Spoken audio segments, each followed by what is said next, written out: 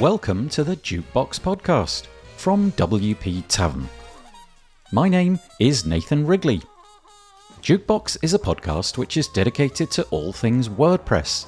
The people, the events, the plugins, the blocks, the themes, and in this case, how WordPress can enable you to work and live in different ways. If you'd like to subscribe to the podcast, you can do that by searching for WP Tavern in your podcast player of choice, or by going to wptavern.com/feed/podcast, and you can copy that URL into most podcast players. If you have a topic that you'd like us to feature on the podcast, I'm keen to hear from you and hopefully get you or your idea featured on the show. Head over to wptavern.com/contact/jukebox and use the form there. So on the podcast today, we have Paul Bearne. Paul is a WordPress enthusiast who loves to come up with ways to make WordPress do things it doesn't normally do. Having engaged with WordPress almost from the start, he specialises in the creation of highly performant, scalable, accessible and SEO-friendly code. He has contributed consistently to WordPress core since version 3.9, as well as setting up a local meetup and speaking at WordCamps. He's currently being sponsored by XWP to work on core as part of their core initiatives. In the podcast today, Paul talks about the many ways in which it's possible to work within the WordPress ecosystem. He's tried many of them out over the years. Many of the jobs in and around the WordPress space require only a few things: access to power and internet, and a computer. The geographical constraints for work are often non-existent. If you have the skills, can get online, and put in the hours, then you might be good to go. The pandemic brought this distributed working model to the masses, as more and more organisations realise the benefits that working in this way affords. Paul talks through some of the different ways that you can work and draws out the benefits and drawbacks that they have. How can you find the work, and what can you do to make sure that it's as stable as it can be? If you're already a remote worker, much of this conversation will resonate with you. But if you're not, but are curious about your options, this podcast will be of interest. Typically when we record the podcast, there's not a lot of background noise, but that's not always the case with these WordCamp Europe interviews. We were competing against crowds and the air conditioning. In this episode, both Paul and I wore face masks, which you can also detect. Whilst the podcasts are more than listenable, I hope that you understand that the vagaries of the real world were at play. If you're interested in finding out more, you can find all the links in the show notes by heading over to wptavern.com/podcast, where you'll find all the other episodes as well. And so, without further delay, I bring you Paul Bearne. I'm joined on the podcast today by Paul Bearne. How are you doing? Thank you. All right. It's been a hectic WordCamp. My feet haven't touched the ground. But yeah, it's good to be here. What have you mainly been doing over the last couple of days? Maybe you weren't here for Contrib Day. I was here for Contrib Day because I'm a core contributor. I've been working on the performance plugin. I'm lucky to be sponsored by XWP to work on core projects. And we've been focusing on the performance enhancements. So in the last release, we got 5 queries out of a standard homepage load. Can you imagine what that's done to a million sites? And the performance add-on, I've been working on the dominant color feature, which is coming in the next block. It's going to be interesting to see the reaction of that in the community as that comes out, because that's a visual change. And the WebP stuff. So I've been working busy doing that, as well as running my own premium plugin business. And it's really nice to be able to work part-time for one of the big agencies. Yeah, we'll come on to that in a minute. You've got a talk here, though, which kind of anchors us to what we're going to talk about. How did it go? I think it was well received. A lot of people said it was really good value for them. Yeah, I think it went down really well. Just broadly outline what the topic was that you covered. It's a lifestyle talk, basically trying to expand and give people confidence that they can create a lifestyle, whatever lifestyle they want, with WordPress. Whether they want to be a digital nomad, whether they want to live in the countryside or live in the centre of a city. There is employment available in all of those places. And you need to look at yourself, see where your strengths and weaknesses are. Are you a city or country person? Are you self-directed or do you need to be managed? What's your timekeeping like? Can you do sales? Can you do administration of doing invoices and tax returns and things like that?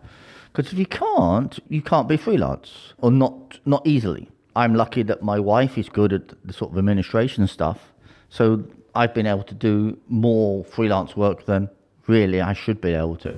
But now my life's changed a little bit, and having been able to work full-time or be paid by XWP to work on core, which is like a dream job for me, it reduces the amount of administration my wife has to do. And I haven't got to go chasing freelance work. It's coming to me. The work is being found for me. And it's interesting work. You can create whatever life you want. There's a niche in WordPress. Presumably, if that's the case, that you've been through a whole cycle of different types of work, maybe you work for an agency and I went through the various types of agencies. We looked at multinationals, we looked at small agencies, big agencies, government digital services, media companies, high-end design agencies in the centre of cities, and then the distributed agencies, and touched a little bit on what it's like to have a plugin, a premium plugin, what it's like to be as a freelance person. Because I've done all of those in my career.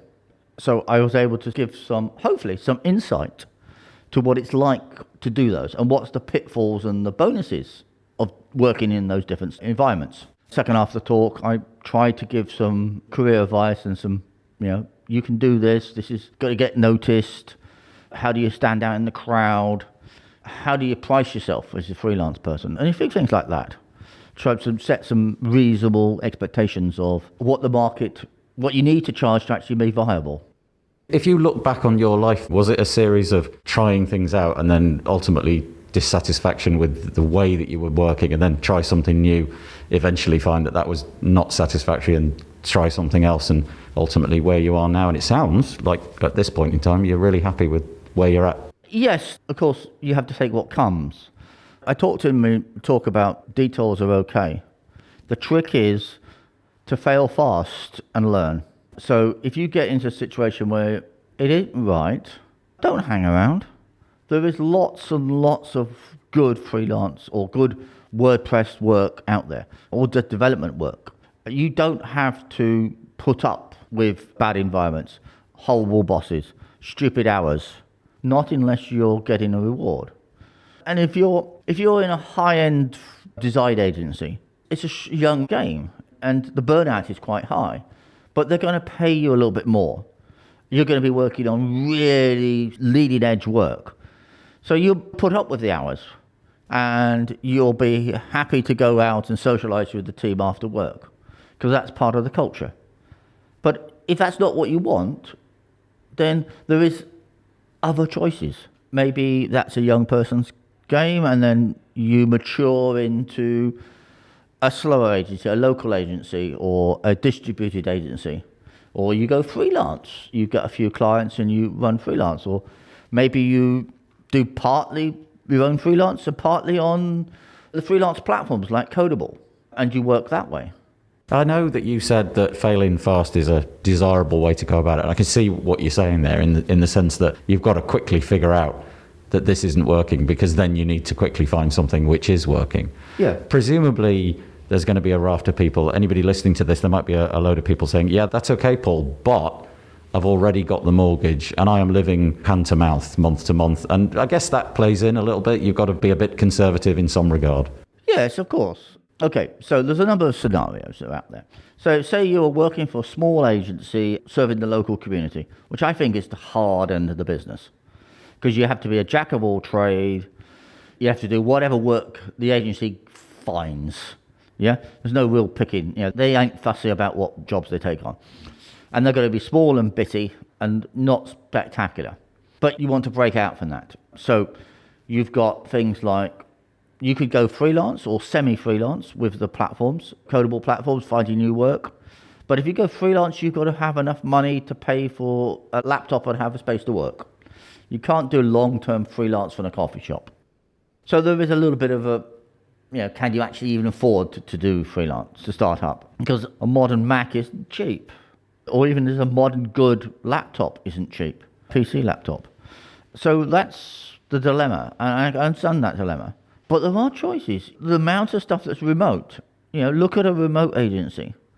If you are competent as a WordPress developer, you can be hired by a remote agency in no time. They are looking for people who are prepared to work. And they're more interested in the attitude than your skill set. If you can get work done, they'll hire you. And if you need to train up for a particular type of section of skill, to learn a bit more performance, you need to learn a bit more Gutenberg or whatever the flavor is, they'll train you. The good ones will. So you don't need to stay where you are. There are options. Yeah, it's interesting that you say that. You mentioned competence. I was kind of assuming that the competence would come before the attitude, but you're saying it's the other way around. Looking for people with a certain approach to work who they can then upskill. I've hired people. I've hired students for year placements. I've hired people to work as colleagues. And when I do interview questions, I will start going down a technical tree somewhere because I'm a geek. And I'll keep going down a rabbit hole until they don't know the answer. And then I explain the answer to them. And I want to see a light bulb go off in the head. Oh, yes, that makes sense. I understand what that was. And that's what I'm looking for. Because I can train that person. I can teach them. They will learn. Because as a web developer, I will never, ever finish learning. Every time I open up a piece of code, I will learn something. One of the things I do in core is I write unit tests. And so I'm looking at functions that I've never seen before. I learn what the core of WordPress does, function by function. And there's stuff in there that that's interesting. Oh, that's clever how they did that. So you never stop learning. And if you stop learning, especially if you stop learning in some environment, time to go. There must be drawbacks and there must be benefits to this whole approach. Let's go with the good first. And that may be the time of day that you can work, the amount of money that you can earn, the location that you can put yourself in, and so on. Over the course of the years that you've been changing things up, what have been some of the things that you've looked back and thought, that aspect of that job was really good and that aspect of that job was really good? Basically, what are the benefits of becoming a freelancer, I guess? You get to be your own boss and get to pick the clients and the work. You should pick the clients and the work. Don't take everything that comes at you, because you need to pick work that you are an expertise in. Because if you are doing stuff where you're an expert, you can charge more. The downside is you've got to find it. It tends to be feast and famine in freelance. You've got too much work and then there's no work. So you're stressed because you can't get the work done. And then you're stressed because you're looking for work because you have nothing. So that is one of the major dilemmas of freelance. But you should earn more. In my talk, I talked about if you expect your hourly salary to be, say, $60 an hour, talking universal currency of dollars, the freelance rate minimum is 120. 150 would be nice. That's really what we're aiming for. Because if you don't charge enough, two things will happen. You will not be valued by your client because they're cheap. They can't be any good. And you'll get crap work. I have a line in my slides, superstar prices get superstar contracts. You get better work if you charge more. It's not a case of more work, better work. Better work pays better. You can have a better lifestyle because you're not working 14 hours a day. You're working 5 hours a day to get that contract done. And you've got 3 hours to do your administration and look for your next contract. So the flexibility's there. You mentioned the downside of the fact that you've got to create that work or somehow have it created for you. Any other downsides that you've figured out over the years? Freelancing can be lonely because you're one person shop, effectively. You need to work at that not being a problem. So if you're in a reasonable metropolitan area, look for meetups, peer groups, come to conferences. Remember, you've got to pay for them. and you've got to manage the time off for that. Your clients aren't paying you while you're away. Your company doesn't earn. So you've got to budget for that. Yeah, there may be other additional things, like pension and healthcare. And you won't have any healthcare cover. You may be able to insure yourself, but you're taking the risk on yourself. Pensions, if you're charging properly, you can push money into your pension because you've got spare cash coming in. You're cash rich because you're charging properly. Do you need to be more self-disciplined? In other words, if you're turning up to an agency at 9 in the morning and you're leaving at 5 and the work is handed out on a plate and you've got briefings in the morning and then other briefings and blah, blah, blah. With this, you've got to be a jack of all trades a bit. Yeah. You've got to be mindful that, you aren't just sitting down having a coffee in front of the television, letting the work drift and drift and drift. I have a friend in Canada. His freelance business, shall we say, suffered. He let clients down badly. I picked a couple of clients up. He saw that I was linked to him on LinkedIn. They were chasing him, and he was just got quiet on them. Awkward situation. I was able to pick some clients up because he wasn't delivering. So you do need to have self-discipline to be a freelancer. If you're not, then look at the other choices. If you want to be remote, look at one of the remote agencies, and they'll do it. If you want to be in an office, are you prepared to travel into the city centre? Then look for one of the big design houses in city centre if you're up for the pace. If not, maybe there's a local agency who's servicing the local community that feels right for you. Because they tend to be nice and friendly and family-like. Yeah, they're cosy.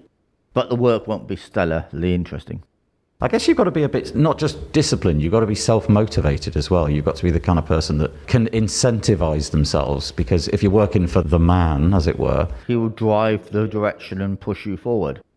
Being self-aware of where your strengths are is the most important thing you can acquire. If you can get that self-awareness and be honest to yourself about where you are, what sort of personality you are, you may need to work for somebody in order to actually get anything done. And that's not wrong. In fact, being honest about that is a really powerful thing. And it makes your life less stressful. And when I worked for corporate in multinationals, it was a doddle. 9 to 5, in the canteen, endless coffee supply, projects took forever. Downside is, our server was IIS, yeah? But when I had to go to the US, I had to fly business class. There are pros and cons to all environments.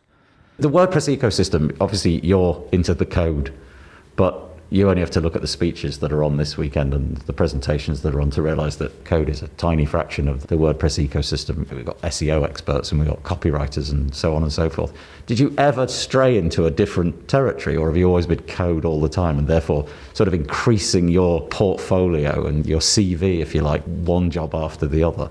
I actually for a while ran social media for a corporation. I got there because I realized that we needed to own the brand names. And I stepped my head above the parapet and say, "Oi, Mr. CTO, we need to own these. Shall I go and get them?"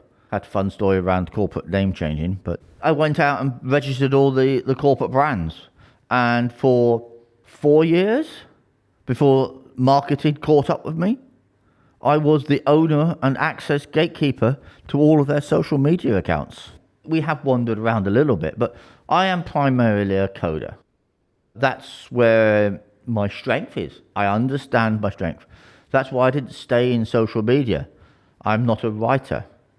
I'm not a content person. And so that's part of me understanding my strengths and weaknesses. I kind of wonder if people who may be listening to this who figure, actually, I just want to throw all the cards up in the air and see where they land. In other words, I just want to try something new. And everything that you've described so far fits that picture really nicely. Yeah. All of this would work in, well, pretty much any industry, I'm imagining. Yep, and detours are okay. Throw your ears up, you hear a sniff of something, go knock on the door, have a look in, go and talk to people there, go on interviews. I love interviews. I'd almost do it as a hobby, go on interviews.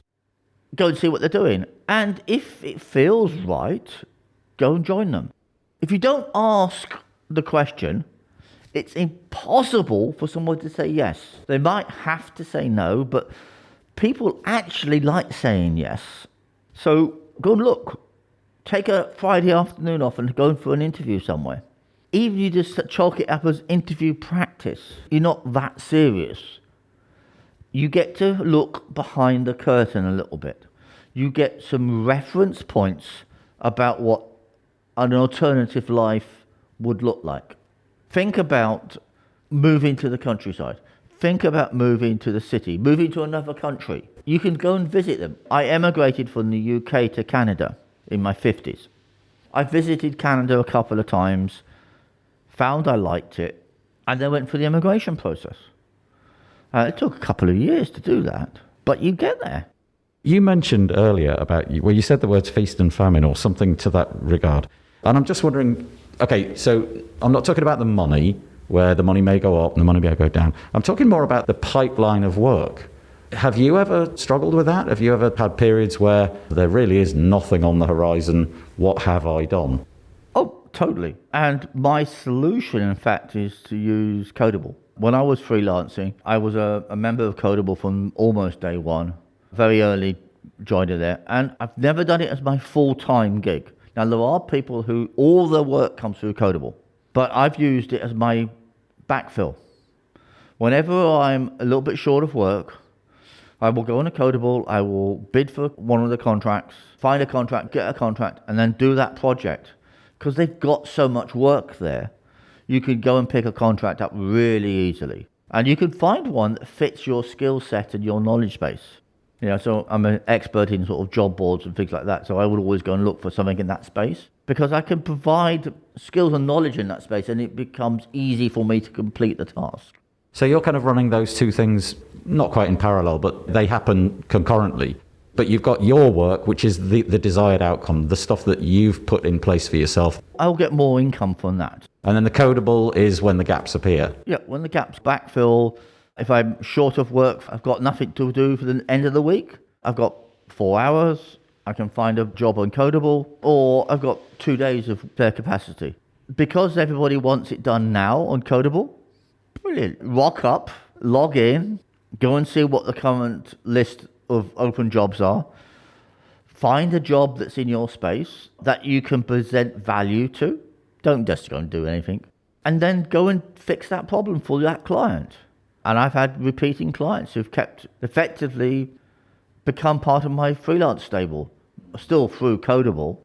I've done ongoing contracts with them. So it works really well. And the Codable guys are really, really nice. You know, they have a lovely active Slack channel. They do regular meets and training. They almost feel like a distributed agency, that hybrid space. And that everybody there is competent WordPress designer, editor, content. It's not just code at Codable. Remember that. So there's other skills that people will hire you for there. Would you therefore suggest that's possibly a good place for somebody to just begin? If they're tentative and they could slot a bit of that into their weekend with their regular job. They've got a regular 9-to-5 job and they want to start learning, doing some freelance. It's a really good place for them to get their feet wet a little bit in a very safe environment because the money's been collected by Codable. It's in the escrow. So you know you're going to get paid. If there's a problem with the client, the staff will wade in and they'll help you out. And if you get really, really stuck, you can reach out to staff and they'll find one of the other experts to come and help you. And if you get a problem, you could ping the Slack channel, say, how do I do this? And one of the other experts will wade in and help you. Very friendly. Is it difficult to differentiate yourself, to make yourself stand out? It's just you pitching for work. Presumably on Codable, you've got a set number of fields that you've got to fill out to demonstrate how good you are at a certain thing, and everybody else has got those same set of fields. And Yeah, it is slightly difficult. They are quite good about saying no more than 5 experts should reply to a client inquiry. So you don't get millions of people trying to bid for a piece of work. And they don't do the lowest price wins. They average out the price bids. Someone puts $1,000 in for a project and someone else puts in 800. the client's going to get told 900. They take a commission off the top, or they add a commission on top of that price, and they charge the client to that. And then you get your money out in USD. One of the things that always attracted me, but I never managed to kind of make the leap, was this idea of being a digital nomad.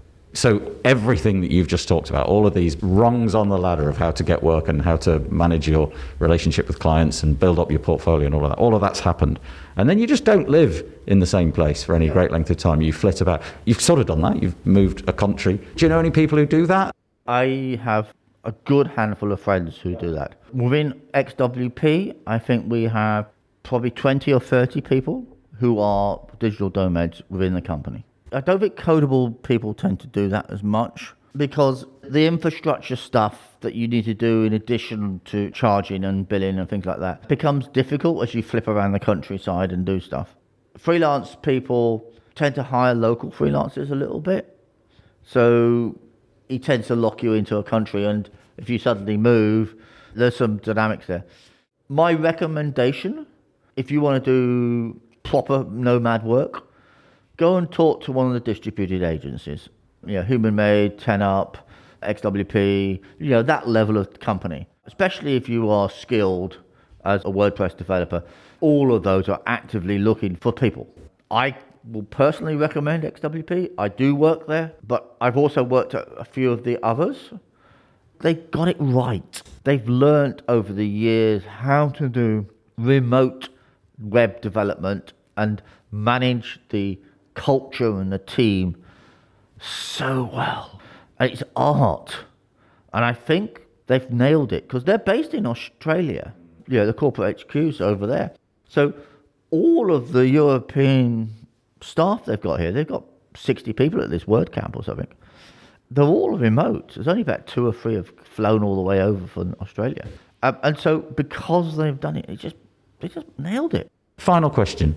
Do you ever sort of pinch yourself and reflect on how incredibly lucky you are? I say you as in all the people who have careers in the same manner that you do. Hey, I'm a guy who started as a T-boy on a building site, my first job. I now have a house on a lake with a motorboat tied up at the bottom. I would never have dreamt of that when I was a young lad. You really now, in this day and age, can work from anywhere.